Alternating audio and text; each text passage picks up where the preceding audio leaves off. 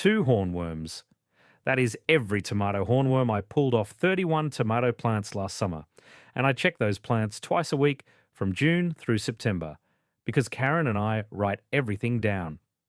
6 years ago, in these same beds, with these same varieties, I was picking those fat green caterpillars off by the coffee can, and they still cost me a good 40 pounds of tomatoes.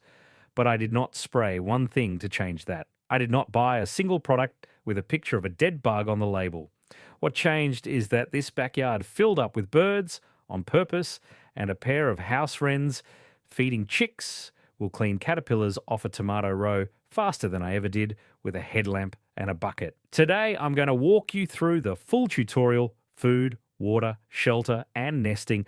Everything I did to turn a quiet suburban yard into a yard full of working birds. And stay with me to the end, because the best bird attractor on my whole property is not a feeder. It costs about $3 to make, and the reason it works comes down to one specific thing a bird uses to find your garden that almost nobody ever explains.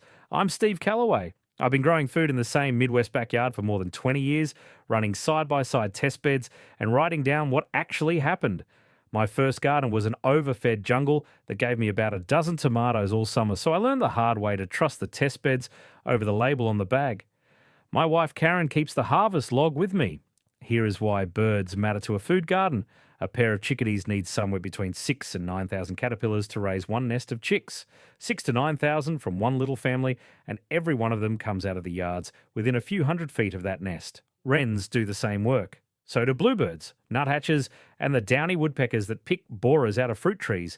When birds move in, the cabbage worms and hornworms and beetle grubs start disappearing before you ever see the chewed leaves. Now, the way this usually goes wrong is simple.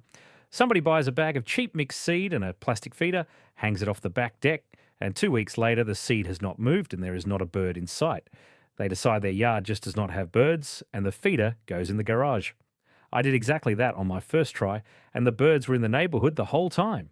The problem was the seed, the spot, and one missing signal. I will come back to that signal at the end because it explains why a brand new feeder can hang there full and silent for weeks. And it is the same reason my $3 attractor fills the yard in days. So we are going to build this in order: food first, then water, then shelter and nesting, and then the signal that ties it all together. Now, before we head to the seed aisle, I want to point you at something. Bringing in the birds is one piece of how this backyard went from a dozen sad tomatoes to more food than Karen and I can give away. And I wrote the whole system down, day by day, in a book called Steve's 30-Day Maximum Yield Protocol.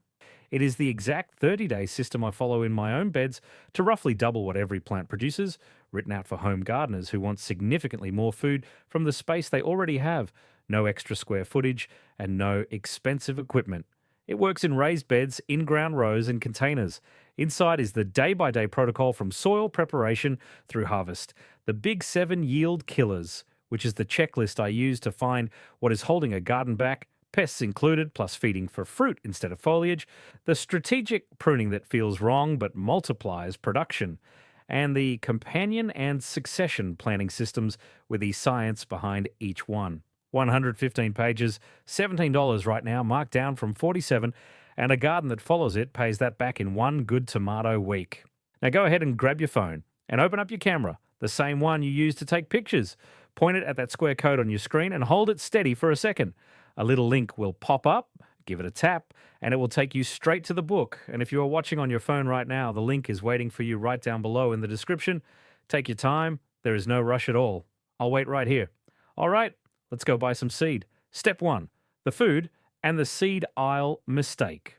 If you only ever buy one kind of seed, make it black oil sunflower, not the big striped sunflower seed you snack on at a ball game. Black oil. The shell is thin enough for small birds to crack, and the seed inside is close to 40% fat, which is exactly what a little bird burning calories all day long is shopping for. Chickadees take it, cardinals take it, nuthatches, house finches, titmice, and jays all take it. Now walk down that same aisle and look at the bargain bags of mixed seed, the ones full of small, round, reddish seed. That red seed is called Milo, and in a Midwest backyard, almost nothing eats it. It is filler. The birds land, flick it onto the ground while digging for the sunflower, and the milo piles up under the feeder and rots. So the cheap bag quietly becomes the expensive bag because you're paying for weight the birds throw on the ground. I ran that comparison myself 2 winters back, one feeder with the bargain mix and one with plain black oil sunflower, hung about 10 feet apart. The sunflower feeder needed refilling twice a week. The mix just sat. Same yard, same birds, completely different result. Once the sunflower feeder is working, there are 2 add-ons worth the money. If you want goldfinches, those little yellow birds like the one on the screen right now, hang a tube or a mesh sock of Niger seed, sometimes sold as thistle. And in spring, hang a cake of sweet, which is plain beef fat, in a small wire cage. Spring is when parent birds hunt protein from sunup to sundown for a nest full of chicks. And sweet pulls in woodpeckers and wrens, the 2 hardest working pest hunters a vegetable garden can have. Step 2, the feeder itself and where it hangs, because placement decides more than the hardware does. A basic tube feeder handles the small songbirds. A simple open tray called a platform feeder brings in cardinals, juncos, and the ground feeders that will not cling to a tube. Add the sweet cage in a tree, and that is the whole fleet. You do not need the $60 squirrel-proof contraption on day one. Now, the spot. Hang the feeder 10 to 12 feet from a shrub, a hedge, or a brush pile. 10 to 12 feet, and that number matters on both ends. Close enough that a bird can dive for cover when a hawk sweeps the yard. Far enough that a cat cannot launch an ambush from inside that shrub. Keep the feeder about 5 feet off the ground. If it hangs on a pole, put a stovepipe baffle under it at about 4 feet, or the squirrels will take a toll off every meal. One more rule, and this one protects the birds. Feeders go either within 3 feet of a window or more than 30 feet away from it. Within 3 feet, a startled bird cannot build up enough speed to hurt itself on the glass. Beyond 30 feet, the window stops being part of its escape route at all. The dangerous zone is the middle distance, where a panicked bird hits a reflection of the sky at full speed, 3 feet or 30, pick one. Step 3, the part where nothing happens and why you should not panic. A brand new feeder in a yard that has never had one can take anywhere from a few days to 3 weeks to get discovered. 3 weeks is normal. Birds have no map of your yard, and here is a detail that matters more than people realize. A feeder full of seed makes no sound, and to a songbird, it has almost no smell either. Hold that thought, because it is the whole key to the trick at the end of this video. Discovery works by sight. Usually a chickadee finds it first because chickadees are the neighborhood scouts, and once they start working a feeder, the titmice and nuthatches that travel with them follow, and then everybody else reads the traffic. So for the first 2 weeks, help the eyes along. Scatter a handful of sunflower seed on top of the feeder and on the ground under it so there is something bright and loose to spot, and leave the feeder where it is. Moving it every 2 days resets the clock every 2 days. Step 4, water, and this one outpulls seed for most of the year. Every bird in the neighborhood needs water every single day, including the warblers and thrushes and bug eaters that will never touch a seed feeder. A bird bath brings in species a feeder never will. But most store-bought baths are built wrong for small birds. The rules are short. The water should be no deeper than 2 inches at the middle, 2 inches and shallower at the edges, because a chickadee bathes in water about the depth of a bottle cap. If your bath runs deep, set a flat stone in the middle so there is a landing spot with an inch of water over it. The basin needs rough footing, so glazed slippery bowls get a layer of pea gravel.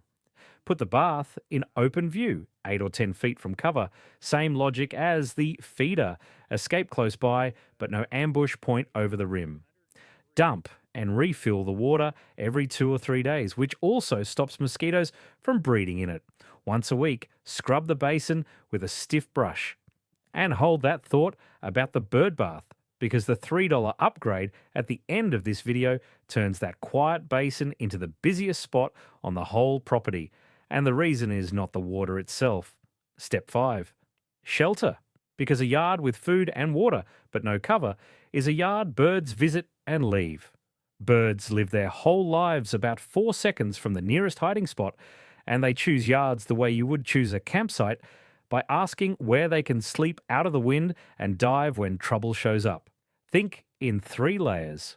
One evergreen, even a single juniper or spruce in a corner, gives winter roosting cover that bare branches cannot. A run of shrubs and dense beets, pretty here, gives the mid-level escape hatch near the feeder and the bath. And down low, a brush pile. When you prune this fall, stack the branches loosely in a back corner, bigger limbs on the bottom, twiggy stuff on top, about 4 feet high. It costs nothing, it looks like nothing, and on a February morning it will hold more birds than any feeder in the neighbourhood. Sparrows, juncos, wrens, they tuck into a brush pile the way we head indoors in a storm. If you have a dead tree limb that does not threaten the house or the fence, consider leaving it. Woodpeckers work dead wood, and woodpeckers in residence means fewer borers in your fruit trees. Step 6. Plant the food that grows itself. A feeder is a restaurant, but native plants are the whole economy. And this is where birds and a vegetable garden become one system. Coneflowers, black-eyed Susans, and a row of tall sunflowers along the garden fence make seed the birds harvest for you. Here is the part that saves you work. In fall, do not cut those seed heads down. Leave them standing all winter. A stand of dry coneflowers in January is a goldfinch feeder you never have to refill. And I have watched a dozen goldfinches work my sunflower row in October like a picking crew. Add 1 or 2 berry shrubs if you have the room. Serviceberry, elderberry, and native dogwood feed birds through summer and fall. And the quiet reason native plants matter most is caterpillars. Native trees and flowers host the soft-bodied insects that parent birds must have in spring. And remember the number from the top of this video, 6,000 to 9,000 caterpillars for one nest of chickadees. The plants feed the bugs feed the chicks, and the parents hunt your tomato rows on the way. That is the pest control crew paying rent. The garden doesn't lie. It rewards the system, not the guesswork. Step 7. Give them a place to raise the kids. A bird that nests in your yard hunts your yard all season. So one good nest box multiplies everything else you have built. For a vegetable gardener, the wren house is the box that earns its keep. The one measurement that matters is the entrance hole, 1 1/8 inches across. 1 1/8, and that number is doing a job because it lets wrens and chickadees in while keeping house, sparrows and starlings out, and those two will bully everything else off the property. Skip any birdhouse with a little perch peg under the hole. The birds do not need it, and it gives raccoons and sparrows a handhold. Mount the box 5 to 10 feet up on a post or under an eave, facing away from the hot afternoon sun. And every year in late winter, open it up and clear out the old nest so it is ready again by March. For nesting material, the best help is just being a little less tidy. Leave some dry grass, small twigs, and plant stems around the yard edges in spring. Skip the drier lint since it soaks up rain and chills the eggs. Step 8.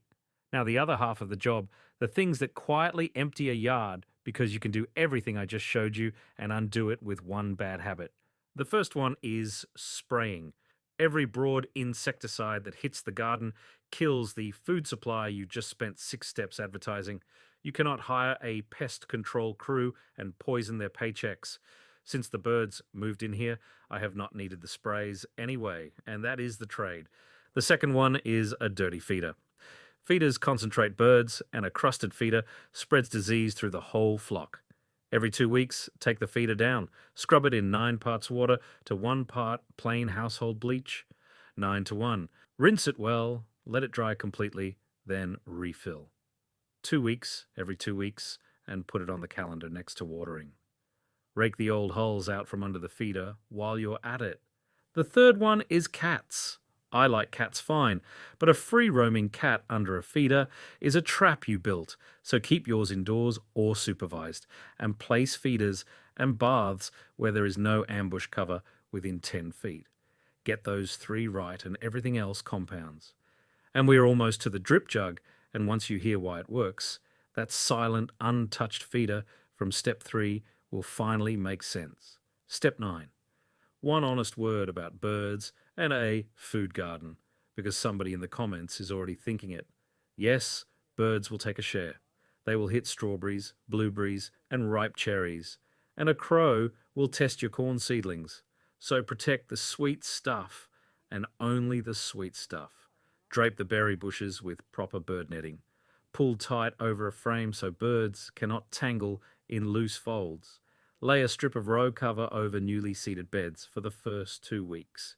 That is the whole defense budget.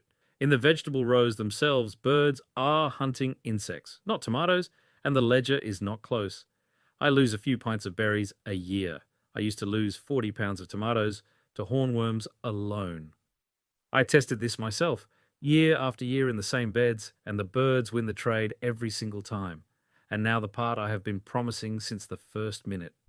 The best bird attractor on this property is a 1-gallon plastic jug hanging from a shepherd's hook over the bird bath with a single pinhole in the bottom. Here is the why. And it goes back to that detail from step 3. A feeder full of seed is silent, and songbirds barely use smell. So to every bird passing over your yard, that feeder simply does not exist until one scout happens to lay eyes on it. But moving water is different. Moving water makes sound, and it makes flash. A slow drip hitting a basin sends out a small, steady plink that carries surprisingly far, and every ripple throws sparks of sunlight upward, and birds are wired by instinct to read both of those as fresh, safe water. They can hear and see your bird bath from places they could never spot your feeder. That is the missing signal. So here is the build. Take a clean 1-gallon jug, heat a sewing needle, and press one small hole in the bottom corner. One small pinhole, because you want a drip every few seconds, not a stream. Fill the jug each morning, cap it loosely, and hang it about 2 feet above the bird bath. That is it. $3 if you have to buy the jug and the hook. The week after I first hung mine, the bath went from a few quiet visits a day to steady traffic from sunup on, and it pulled in warblers and a brown thrasher, birds that had never once touched a feeder here. Fastest result of anything in this whole video. The feeder builds the neighbourhood, but the sound of water is the porch light that tells every bird flying over that somebody lives here. And that is exactly the kind of thing the whole protocol is built on. Tested, cheap, and written out day by day so you can just follow along. Steve's 30-day maximum yield protocol is 115 pages, $17 instead of $47. And it walks you from soil preparation through harvest with the Big 7 Yield Killers checklist to find what is holding your garden back. A drip jug costs $3 and fills your yard with pest control. The book costs $17 and pays for itself in one picking. That math is the whole pitch. Now go ahead and grab your phone and open up your camera, the same one you use to take pictures. Point it at that square code on your screen and hold it steady for a second. A little link will pop up, give it a tap, and it will take you straight to the book. And if you are watching on your phone right now, the link is waiting for you right down below in the description. Take your time. There is no rush at all. I'll wait right here. So that is the whole system. The right seed in the right spot, shallow water, layered cover, a wren house with the right-sized hole, and a $3 drip jug that announces it all. If you hang that drip jug this week, come back and tell me the before and after. I read every single one. Next time, I'm going to show you why my heaviest tomato row every summer is the one I feed the least, and the 1 week in June, when holding back the fertilizer, decides the entire harvest. Get out there and get your hands dirty, and I'll see you in the garden.